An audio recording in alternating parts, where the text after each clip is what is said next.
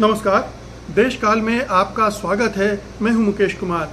दोस्तों, अमेरिकी राष्ट्रपति डोनाल्ड ट्रंप ने ईरान और इजराइल के बीच चल रहे जंग को समाप्त करने की घोषणा की है, युद्ध विराम की घोषणा की है, पूर्ण रूप से स्थायी युद्ध विराम की घोषणा की है। और ये एक महत्वपूर्ण घटना है क्योंकि ऐसा लग रहा था कि ये वार अब बहुत बड़ा आकार लेने जा रही है, विकराल रूप धारण करने जा रही है, लेकिन अचानक ट्रंप ने ये घोषणा कर दी है और इजराइल को तो मानना ही पड़ेगा। ईरान ने भी सहमति दे दी है, जिसका मतलब है कि युद्ध विराम हो गया है। इस पूरी घोषणा पर और उसके असरात पर मैं बात करूंगा, लेकिन उसके पहले एक छोटा सा निवेदन कर लेना चाहता हूं, और वो ये कि पिछले कुछ दिनों में ऐसा हो रहा है कि मैं कोई वीडियो बनाता हूं और रातों रात कोई ऐसा डेवलपमेंट होता है जिससे ऐसा लगता है कि वीडियो में कही गई बातें पुरानी हैं या गलत साबित हो रही हैं। युद्ध के दौरान बहुत सारी चीज़ें ऐसी होती रहती हैं जो आपके समझ से, आपकी दृष्टि से बाहर होती हैं। ना तो मैं कोई भविष्य दृष्टा हूँ, ना ही कोई मैं भविष्य वक्ता हूँ। मैंने जो 40 साल की पत्रकारिता में अनुभव हासिल किया है और जो ज्ञान बटोरा है, उसके आधार पर चीज़ों को देखता हूँ, समझता हूँ और वो आपके सामने प्रस्तुत करता हूँ। कई बार कुछ चीज़ें गलत भी हो सकती हैं, इसके लिए मैं आपसे माफ़ी ही मांग सकता हूँ, क्योंकि ये संभव है, ये इंटेंशनल नहीं है, ये डेलिब्रेट नहीं है, गोदी मीडिया की तरह नहीं है कि ये कोई तय धारणा के अनुसार कुछ कहा जा रहा है और वो गलत हो जाता है। ये समझ में कभी कमी आ सकती है।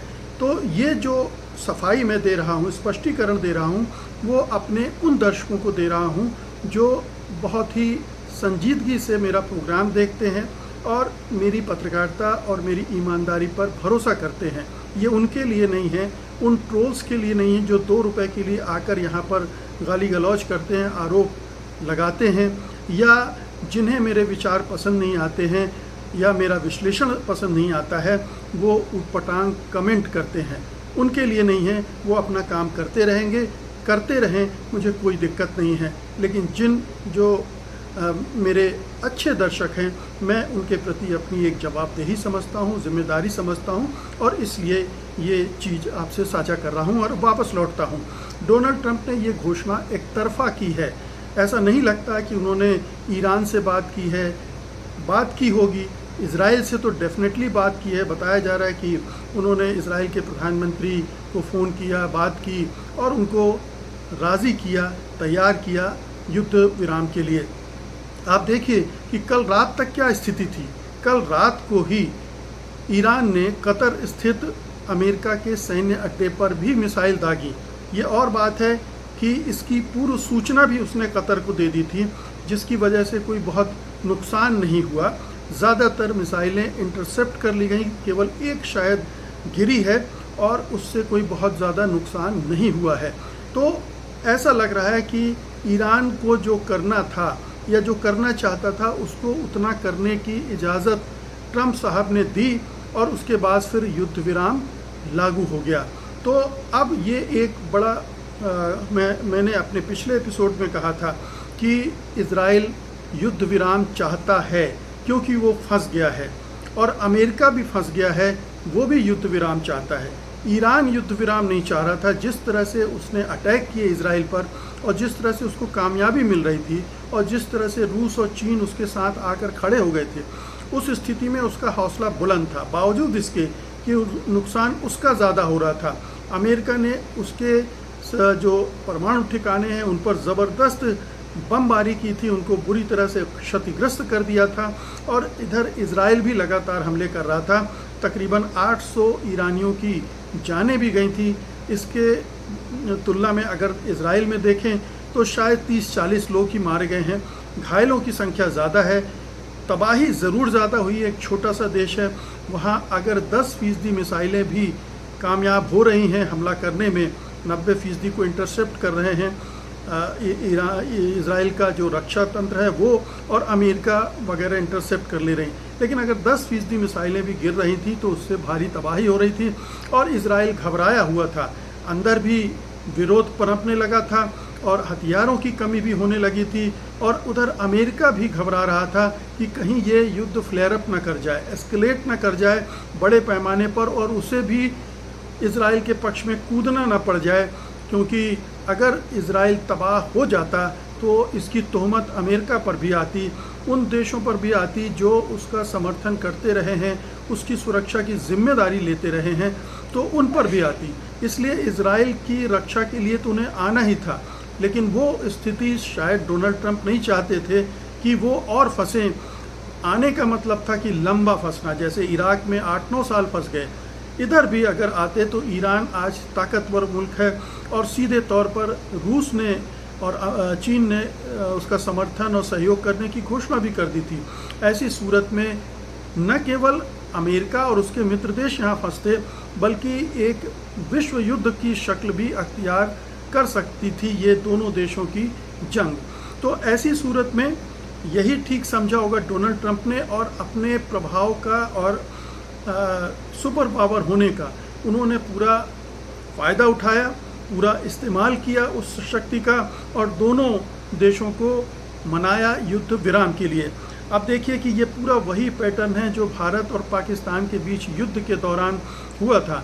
उन्होंने इसी तरह से भारत और पाकिस्तान के बीच युद्ध विराम कराया था। बेशक भारत सरकार ये कहती रहे, मोदी सरकार ये कहती रहे कि पाकिस्तान के कहने पर युद्ध विराम हुआ, लेकिन ये बिल्कुल साफ है कि डोनाल्ड ट्रंप के हस्तक्षेप से ही वो युद्ध विराम हुआ था, और ये युद्ध विराम भी डोनाल्ड ट्रंप के हस्तक्षेप से भी हुआ था। अब देखिए कितनी बड़ी ये विडंबना है, विरोधाभास है कि जो देश युद्ध करवा रहा था वही युद्ध विराम भी करवा रहा है। अगर इजराइल ने ईरान पर हमला किया था तो अमेरिका ने उसको छूट दी हुई थी, अमेरिका उसकी मदद कर रहा था, हर तरह से मदद कर रहा था, और बाद में तो उसके समर्थन में खुद भी विमान लेकर आ गया। तो अमेरिका इस पूरे युद्ध में एक पार्टी था, एक तटस्थ या उदासीन या निरपेक्ष देश नहीं था जो युद्ध विराम करवा रहा था। वो इजराइल के साथ युद्ध लड़ रहा था ईरान के खिलाफ, लेकिन उसे समझ में आ गया था कि ईरान में जो चीज़ें वो चाहता है वो हासिल करना बड़ा मुश्किल है। ठीक है कि परमाणु ठिकानों पर हमले कर दिए उसने, लेकिन ना तो सत्ता परिवर्तन वो कर पा रहा था और ना ही आयतुल्ला अली खामेनेई को वो मार पा रहा था इन सब कामों में। और जो परमाणु ठिकानों पर हमले भी किए उसके बाद भी ये संदेह बना हुआ है कि ईरान के पास अभी भी परिष्कृत यूरेनियम बचा हुआ है, उसने संभाल कर रख लिया था पहले ही। उसके संयंत्रों को भी एक हद तक नुकसान पहुंचा होगा, और उसकी मदद करने के लिए रूस, उत्तर कोरिया और चीन अभी हैं, वो उसे परमाणु बम बनाने में मदद कर भी सकते हैं। ईरान ने ये भी कह दिया था कि वो एनपीटी से बाहर आ रहा है, और उसने अंतर्राष्ट्रीय परमाणु ऊर्जा संगठन की जो मांग थी जानकारी देने की, उसको भी ठुकरा दिया था। और खामेनेई के ट्वीट्स देखिए आप किस तरह से उन्होंने इसको कहा है, इस पूरे घटनाक्रम को, कि वो कभी भी समर्पण करने वाला नहीं है, ईरान कभी समर्पण नहीं करेगा, और ये ईरान का और ईरानियों का इतिहास रहा है, और इस बार भी समर्पण करने से इनकार कर दिया। तो अमेरिका कुछ भी अचीव नहीं कर पाया सिवाय इसके कि उसके परमाणु ठिकानों पर कुछ हमले हुए, और इजराइल ने इतने हमले करने के बाद जाने तो ले ली, कुछ तबाही भी मचा दी, लेकिन वो खुद भी फंस गया। और अब आलम यह है कि वो खुद युद्ध विराम चाहता था, और अमेरिका ने निश्चित रूप से उसके आग्रह पर, उसके निवेदन पर, उसकी गुजारिश पर ही ये, और ख़ुद उसका अपना आकलन भी होगा, उसने ये हस्तक्षेप किया है, और इससे युद्ध विराम हो रहा है। तो युद्ध विराम हो रहा है, ये अच्छी बात है, इसका स्वागत किया जाना चाहिए।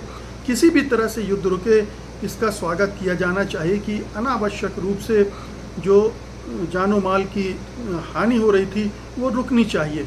लेकिन इस मामले में बिल्कुल क्लैरिटी होनी चाहिए कि अमेरिका कोई शांति स्थापना करने वाला देश नहीं है, डोनाल्ड ट्रंप कोई शांति दूत नहीं है, वो नोबेल पुरस्कार के पीछे भागने वाले व्यक्ति हैं, और उसमें भी अगर ज़रूरत पड़े तो वो ताकत का भी इस्तेमाल कर सकते हैं, ये उन्होंने दिखा दिया है। सैन्य शक्ति का इस्तेमाल भी कर सकते हैं।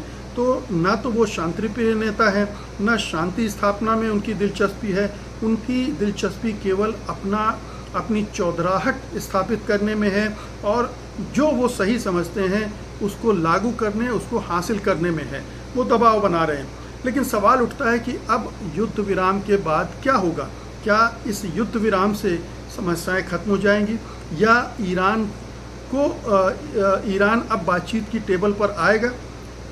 बहुत सारे लोगों का मानना है कि इतने सब के बाद ईरान को ये बात समझ में आ गई है कि अमेरिका के साथ निगोशिएशन करने का कोई मतलब नहीं है।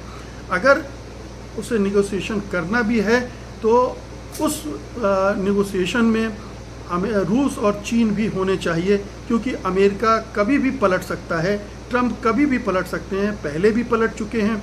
इस बार भी जब बातचीत चल ही रही थी तो छठवें राउंड के पहले सबोटाज किया इजराइल ने, और इसमें अमेरिका की सहमति रही होगी, ट्रंप की सहमति रही होगी। बिना उनकी सहमति के वो ईरान पर हमला नहीं कर सकता था। तो ये इजराइल और अमेरिका की जो दोस्ती है, या यूं कहें कि अमेरिका जिस तरह से इजराइल को गोद में लेकर बैठा है, ये एक खुला तथ्य है।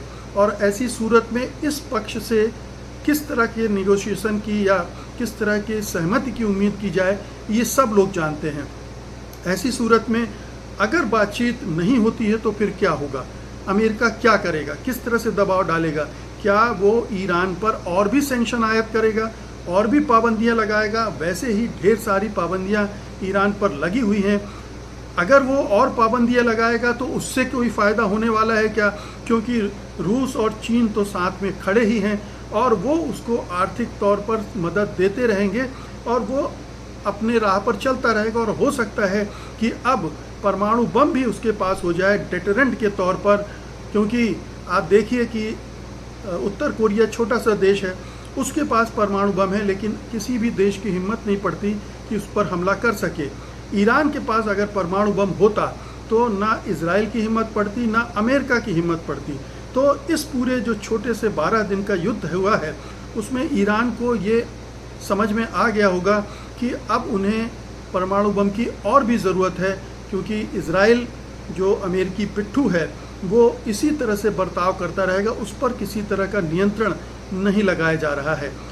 इस पूरे युद्ध विराम से अगर किसी की फजीहत हुई है तो वो इजराइल की और उसके प्रधानमंत्री बेन्यामिन नेतन्याहू की हुई है, क्योंकि एक तरह से देखा जाए तो पीछे उन्हें हटना पड़ा है, ईरान पीछे नहीं हटा है।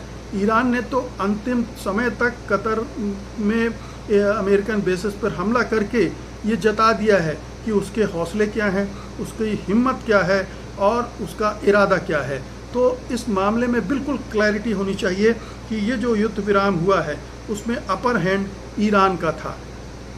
इजराइल दबा हुआ था, इजराइल परेशान था, इजराइल तबाह हो रहा था, इजराइल युद्ध विराम चाह रहा था और इस वजह से ये युद्ध विराम हुआ है। आगे का रास्ता बहुत कठिन होने वाला है। अगर ईरान पर अनावश्यक दबाव अमेरिका की तरफ से बढ़ा तो दूसरे तरफ से उस पर वो ईरान भी बातचीत में शामिल नहीं होगा और ये एक और नए विवाद को जन्म देगा, नए तनाव को पैदा करेगा।